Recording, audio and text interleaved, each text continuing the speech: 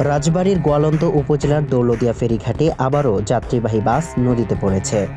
শুক্রবার সকাল 9:30টার দিকে দৌলতদিয়ার 7 নম্বর ঘাটে ফেরিতে ওঠার সময় নিয়ন্ত্রণ হারিয়ে এসবি সুপার ডিলাক্স নামের একটি যাত্রীবাহী বাস পদ্মা নদীতে পড়ে যায়। তবে এ যাত্রায় আগে থেকেই নেমে যাওয়ায় রক্ষা পায় যাত্রীদের জীবন। জানা যায়, ঝুঁকি বিবেচনায় ফেরিতে ওঠার আগেই সব যাত্রী নেমে পড়েছিলেন।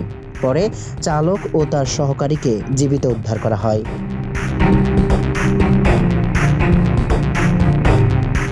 কুষ্টিয়া থেকে ছেড়ে আসা এসবি সুপার ডিলাক্স পরিবহনে 37 জন যাত্রী ছিলেন। এছাড়া বাসের তত্ত্বাবধায়ক, সহকারী চালক সহ মোট 40 জনের মতো ছিলেন। সকাল 9:30টার দিকে বাসটি দৌলতদিয়ার 7 নম্বর ঘাটে ফেরিতে ওঠার জন্য ভেড়ে।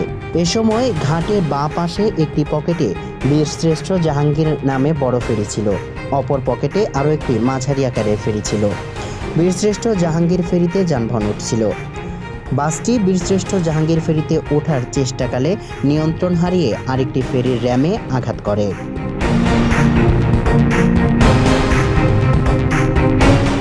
এ সময় র্যাম ভেঙে বাসটি সরাসরি পদ্মা নদীতে পড়ে যায়। দুর্ঘটনার সময় শুধুমাত্র চালক ও তার সহকারী বাসে ছিলেন।